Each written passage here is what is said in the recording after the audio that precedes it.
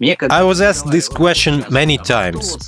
Do you know who created Alternative for Germany, a party that is now the only real opposition party in our country? My answer is very simple. Merkel created it. I do not know how Russia would develop without such a driver as sanctions. Merz openly confessed to the bankruptcy of the state.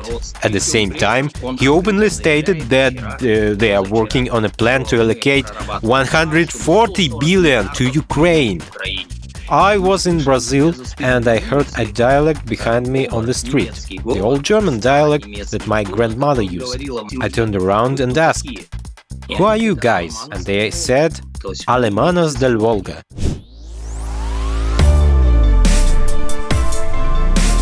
Zvezda Holding presents Dynamic Spectrum Talks.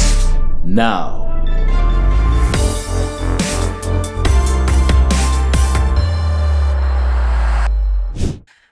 Hello, dear friends. This is Dynamic Spectrum Talks podcast, a place where we have an open dialogue, look for common ground with very interesting people from all over the world, overcome stereotypes, rediscover each other, and build bridges between peoples and nations. I am Anna Shafran, and this is my colleague, Yuri Lindra. Greetings. In our program, dear friends, we regularly talk with people from a wide range of professions, and we understand that our world is rapidly changing today. A new world order is shaped right before us, and voices from different nations and peoples sound more and more confident. And right now, President of the International Council of Russian Germans and former member of the Bundestag from the Alternative for Germany party, Waldemar Hirt, is on air with us from Germany. Waldemar, glad to see you. Good afternoon. Waldemar, when we talked last time, we agreed to talk a little bit about global politics, because this year there are many interesting geopolitical events and changes, reshaping global political landscape. We should notice that one of such events that happened recently is the SCO summit, time to coincide with the jubilee of the end of the Second World War. Many in the Western press presented these two events, which basically took place at the same time, as triumph of China. Moreover, there were such thoughts in the press, both Chinese and Western, that there is no isolation of either Russia or China, and the West fails to somehow shake, shift and curb the global majority under the wise leadership of Russia, China and India.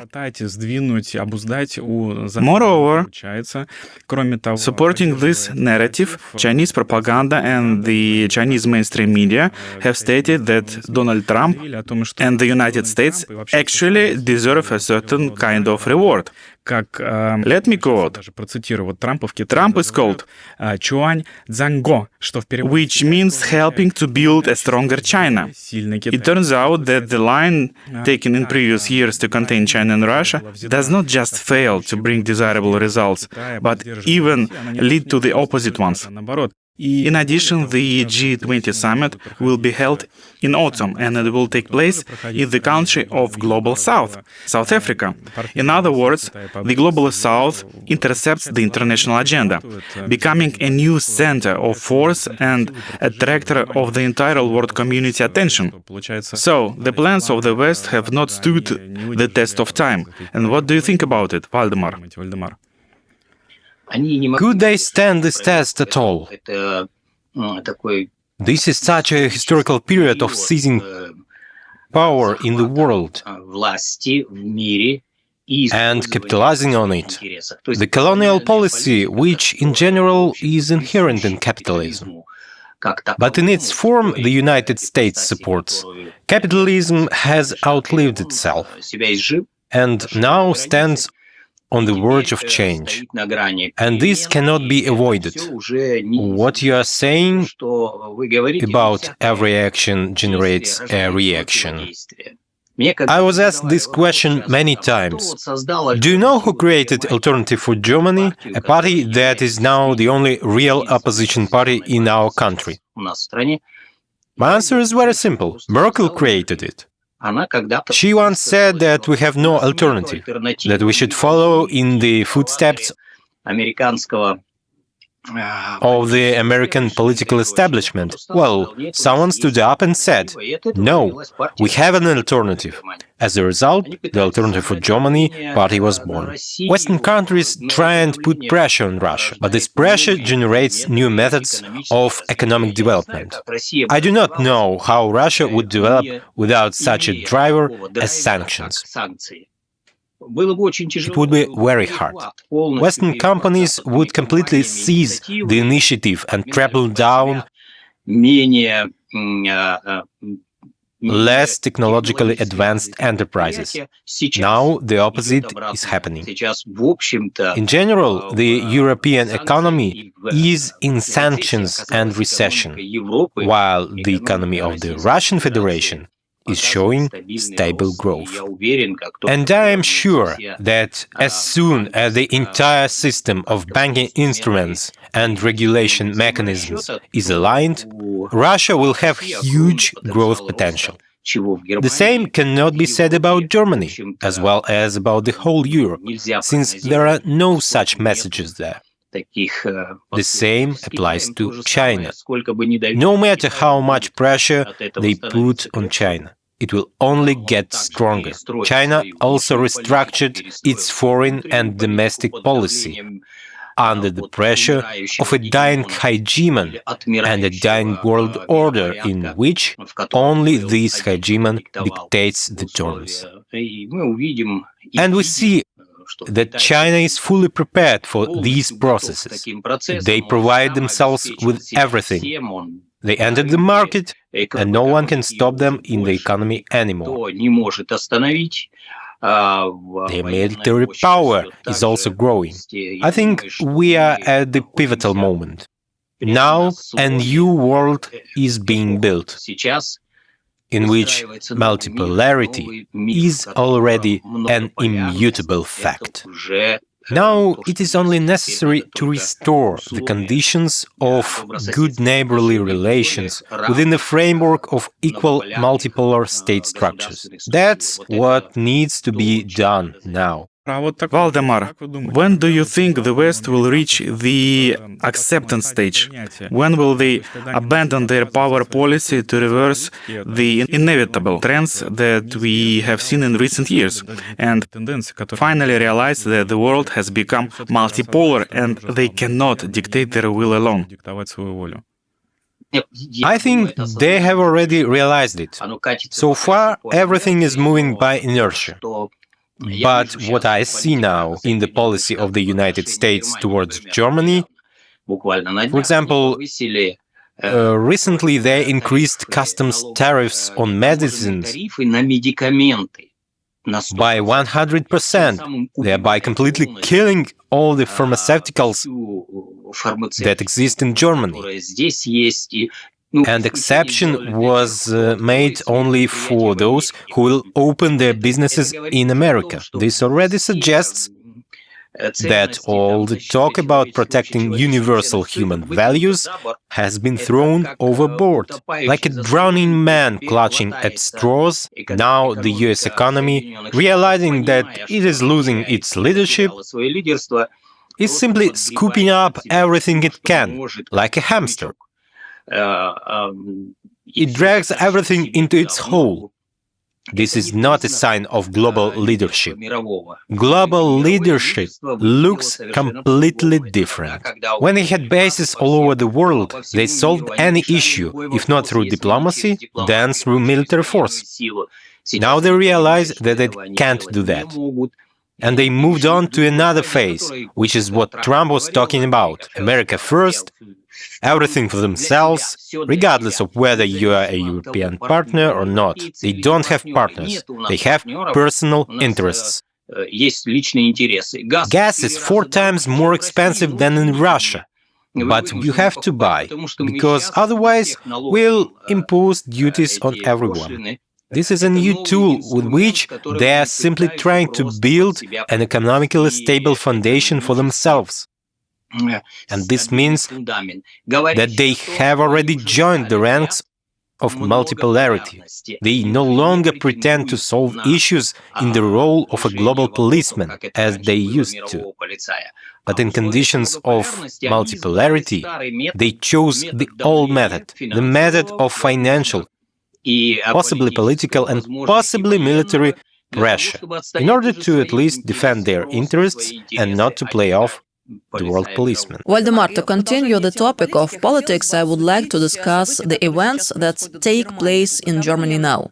Yesterday, German Chancellor Friedrich Merz gave an interview to the Telegraph newspaper where he acknowledged that he is unable to preserve the welfare state. This statement seems especially cynical while followed by unfolding militarization. We know that according to the Stockholm Peace Research Institute, Germany is one of the 5 largest arms exporters in the world, and about 70% of the added value is the export business, increasingly focused on military orders. All this, of course, makes us recall the darkest pages of history, the 1930s. Economic issues, militarization, propaganda, all this turned into a mixture that, in the end, exploded the entire European continent. Do Germans really not see these parallels today?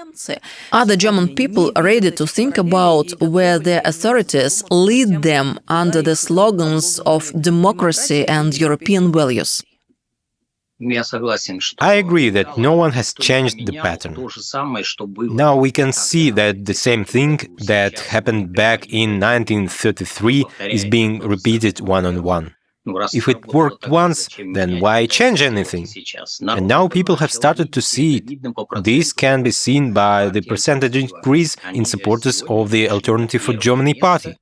They have reached top today, and this is despite all the ideal pressure, all the measures to ban the party, to tarnish it as Nazis, racists, anti-Semites, and fascists.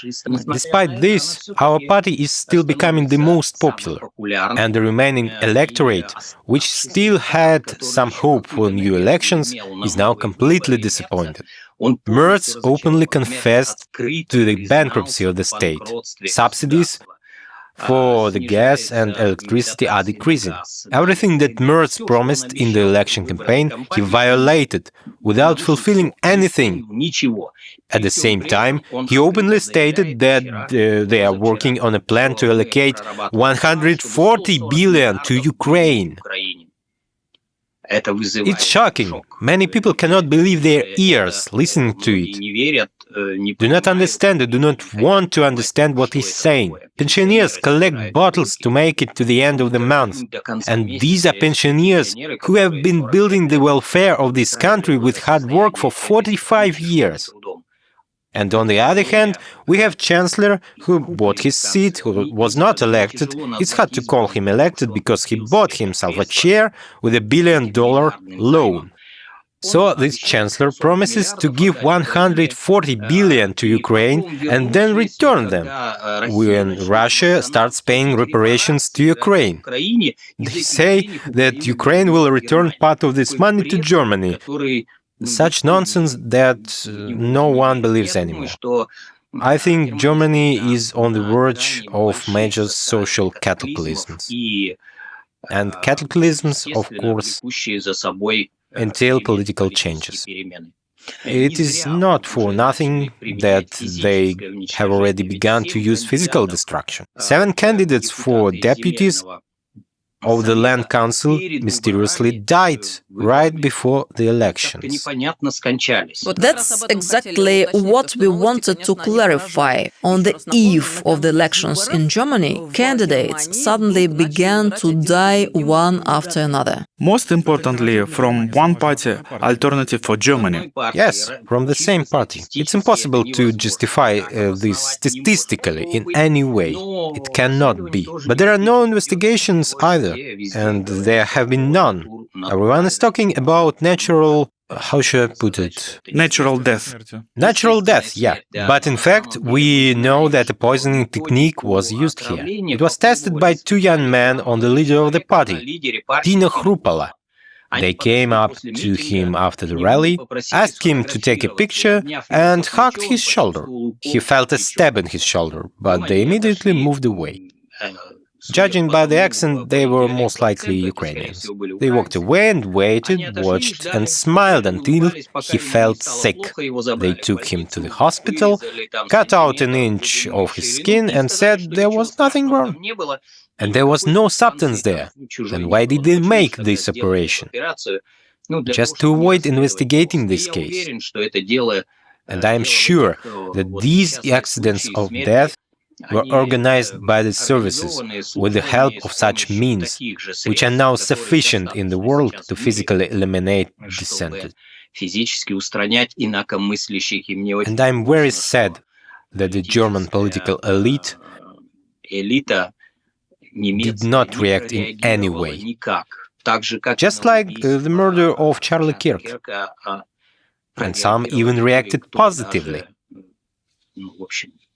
recognizing it as a legitimate method of solving political issues. It reminds us of hard times, and we need to do everything to prevent them from happening again. Valdemar, since we are back on our European continent in global politics, in particular discussing Germany, let me cite one interesting fact, which unfortunately has a lot to do with what torments not only Germany but all of Europe, including Russia. I'm talking about demography. We know that historically Germany has always been associated with prosperity, a high standard of living, medical insurance.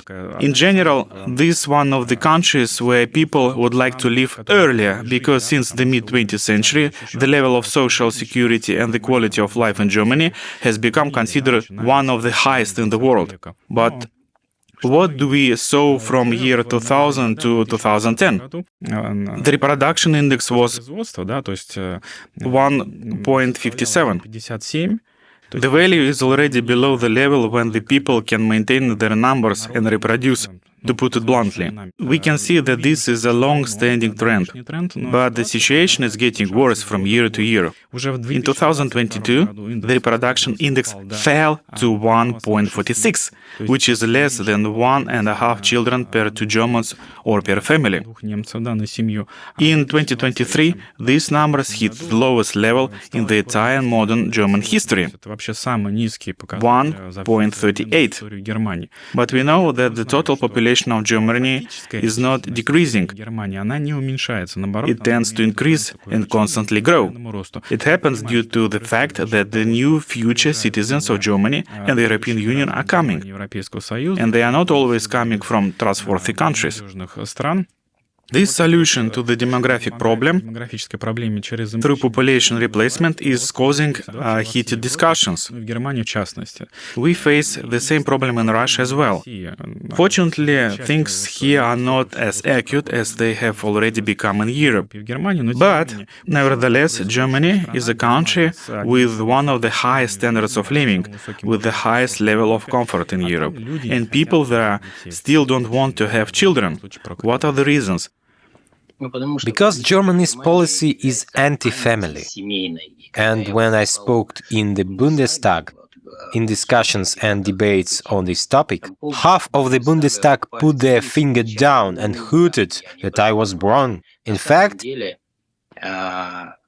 everything has been done so that young people, if they come together, start a family and both work, they can afford to go to the resort twice on vacation, they have a good car, they have a good place to live. But as soon as they have a child or one of the family members loses their job or salary, they actually become socially dependent on subsidies. Many people just know how to count. They figure it out and get a cat, work, make a career, and maybe only by the age of 30, by the age of 40, they have some desire to leave a legacy, and then they give birth. But they give birth to not very healthy children, because the basic childbearing age was missed. But the policy itself is designed in such a way that children are a very expensive pleasure in the richest country in Europe. And it's very stupid. It's very sad. There is a substitution for the people. People who come here are not so pragmatic, and it's normal for them to have 5 or 6 children.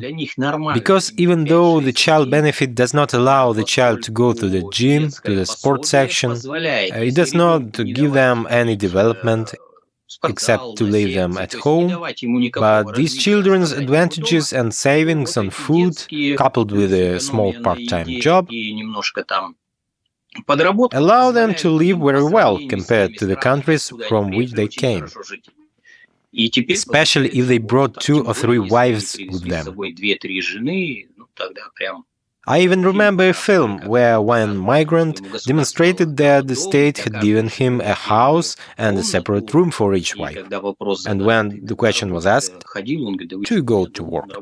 he replied that, "I had a lot of work at home. Where else?" And it's all on TV. They show it to those Germans who are already working at the machine at 5 a.m., trying to somehow adjust their lives and earn money. That is a programmatic influence on the institution of the family.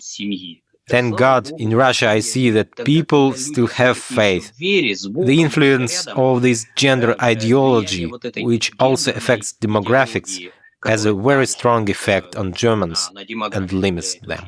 And you have just mentioned the anti-family policy which the German government carries out practically on the daily basis. Here comes the question. Germans cannot help but see what's happening on the streets and cannot be satisfied with the situation in which they struggle to make ends meet, while at the same time people who are not going to work live on their taxes. How German government plans to tackle this problem, or if they are not planning anything, how does the current political situation maintain its stability?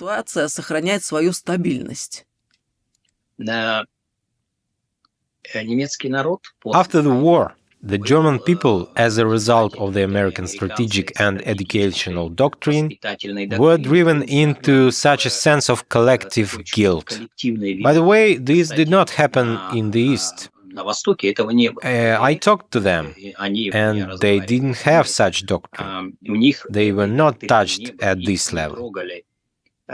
From kindergarten, West Germans have grown up with a great sense of guilt about the whole world, and even more so about those who are now coming there.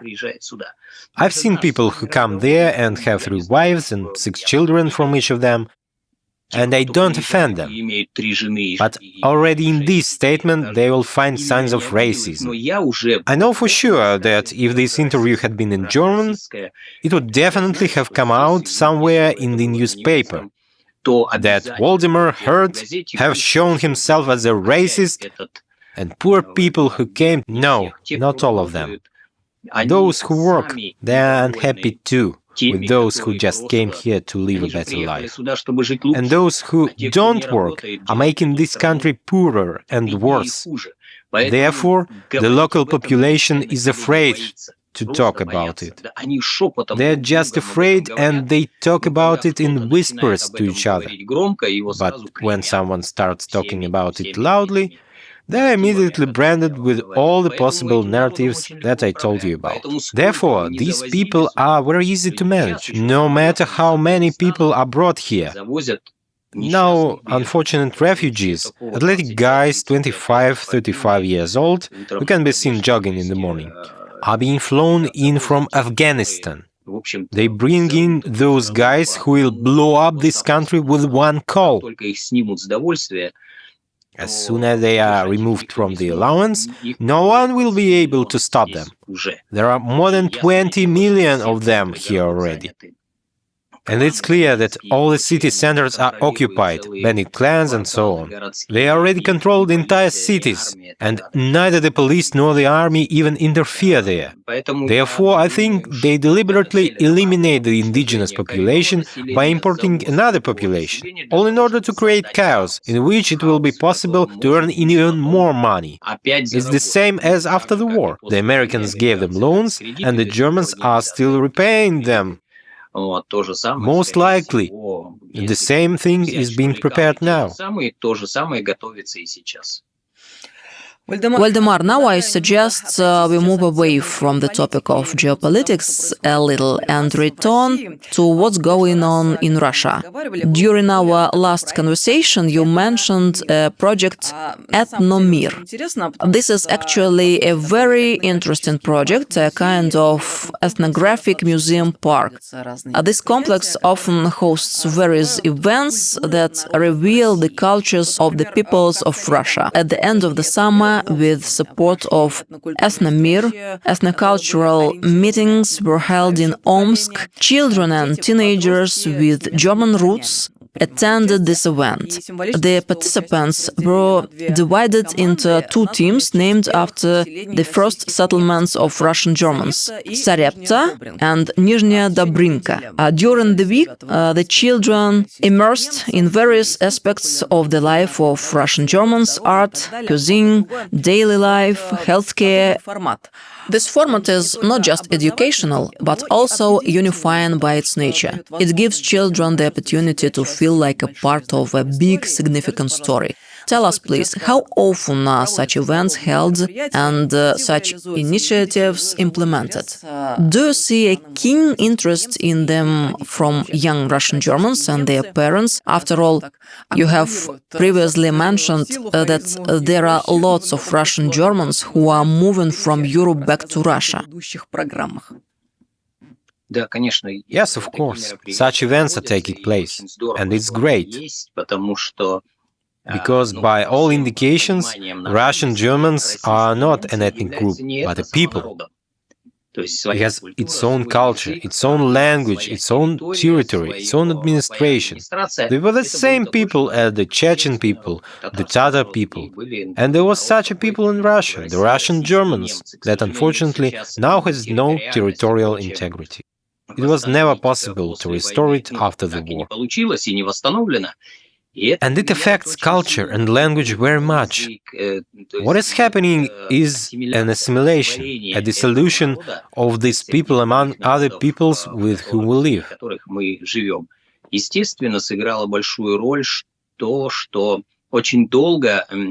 Naturally, for a very long time, many Russian Germans even hid their nationalities so that their children would not fall under the repressive hammer. This fact also played a big role. In particular, till 1956, it was necessary to register at the commandant's office and perform other similar procedures. And this also influenced the fact that the culture itself and the people began to assimilate and dissolve. But despite this, there are still about 22 million people worldwide who identify themselves as Russian Germans. I was in Brazil and I heard a dialect behind me on the street, the old German dialect that my grandmother used. And she and her ancestors had been living in Russia for 250 years. But we lived in a German village. And she didn't speak Russian, but spoke German. She spoke this old German dialect. I turned around and asked, "Who are you guys?" And they said, "Alemanes del Volga." The Germans from the Volga River. This is the 5th, 6th, 7th generation. In Brazil, they still remember, know, and appreciate their origins. And we must not lose it. We are friends with all the nations that live around us, and we share our experience with them. For example, we lived with the Kazakhs for a long time. We learned how to cook besh barmak, and they learned how to build stoves, fences, and houses from us. In other words, I know what a huge contribution the Russian Germans made to the economy, politics, and culture of the Russian Empire. And it would be great, of course, if this were remembered again at the state level. To remind the world about it, it would have a great positive historical and economic effect for Russia itself. I am sure that many Russian Germans, understanding the decree on the protection of conservative values and realizing their inner longing for their homeland, could go back and help build the economy of the Russian Federation, and thus make a huge contribution, as it has always been. That is why Etnomir is a unique instrument. By the way, we also chose it as a place for the first reception of migrants. I really like the statement of the government of the Kaluga region. We need to revive the culture of hospitality, which has suffered a little from visitors from the other side. In fact, the Russian people have always been characterized by hospitality, friendship and openness of heart and soul, and it's still amazing me. I organized the trips to Russia, and this is the first thing they tell me about. They are open, pure, kind people. We would like to live with them, raise children, and develop our businesses. This is, of course, a very big, historically important job. We are already receiving support from government agencies and institutions, and I hope that this support will be extended. And I also hope that we'll soon celebrate the opening of new German settlements, which will be inhabited not only by Germans, but also anyone else. We don't take away territory or jobs from other people, because our people come with their businesses and their money. We don't need any special conditions. We just need to be given the opportunity to live and work where our hearts please. And I think it's mutually beneficial for my people and for all the peoples of Russia. I really hope that one day we'll join the friendly family of the peoples of Russia again. There are still some obstacles, but everything is moving towards the fact that historical justice will prevail. Valdemar, tell us please, how would you assess the World People's Assembly activity? We know that this forum exists for almost a decade, since 2016. And over time, it is gaining strength, becoming more ambitious and representative. So, the very hospitality that you mentioned with reference to the Kaluga region governor and the World People's Assembly, how does all this help build a real equal intellectual civilization dialogue and not a substitute when tolerance and inclusivity are widely imposed? The World People's Assembly and the Russian Germans, what kind of synergy arises between them? Well, first of all, the World People's Assembly held its first international huge event. Before that, it existed under the name the Eurasia People's Assembly, and then Eurasia and Africa People's Assembly. And then, in a conversation with the founder of this organization, Andrei Yuryevich Belyaninov, we came to the conclusion that the global political landscape was empty in terms of non-political public organizations. All current and existing human rights organizations, like the OSCE, have lost their credibility. People don't trust them anymore. They have become tools, part of the biased propaganda machine built by the Americans. So we took a chance and decided, firstly, to change the name to the World People's Assembly, and secondly, to hold the first big event in Moscow. This caused a little criticism and doubts. They say, let's go somewhere else. But we decided to hold it anyway, where this initiative comes from. And to the surprise of many, perhaps even the leaders, 142 countries responded. Over 4,000 participants. Almost the entire UN has gathered in Moscow. Yes, this is practically a new UN. I am pleased to see it all globally. But the UN was once organized by 15 countries. And here 142 countries came to the capital on the first call. And a lot of people came with obstacles, with some kind of restrictions. But they still arrived. Everyone talked about peace, about friendship, about mutual understanding and interaction between peoples. We need to unite young people, hold sports and cultural events, and unite businesses again. Everything that has been destroyed must be rebuilt now. And the result of this big, large event is a huge number of signed agreements and memoranda, which now need to be worked out. And next year, we are planning the same event. The venue is still being selected. Perhaps it will be the Emirates. But maybe if Europe comes to its senses, it would be great to hold such an event there and to show the whole world that, after all, nations do not want war. Politicians want war. A corrupt elite that makes money from blood and builds some kind of career. Nations want to be friends and communicate. And here is popular diplomacy through the assembly, through the international movement of Russophiles, through the international movement We Love Russia, through a new international organization in Switzerland,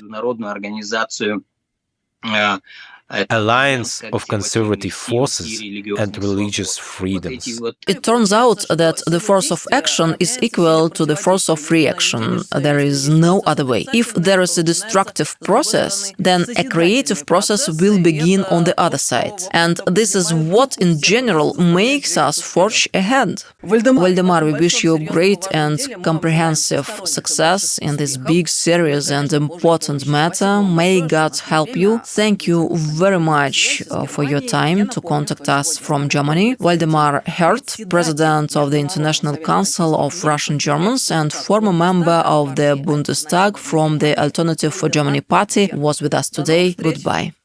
See you soon. See you and goodbye. All the best. Zvezda Holding presents Dynamic Spectrum Talks. Now.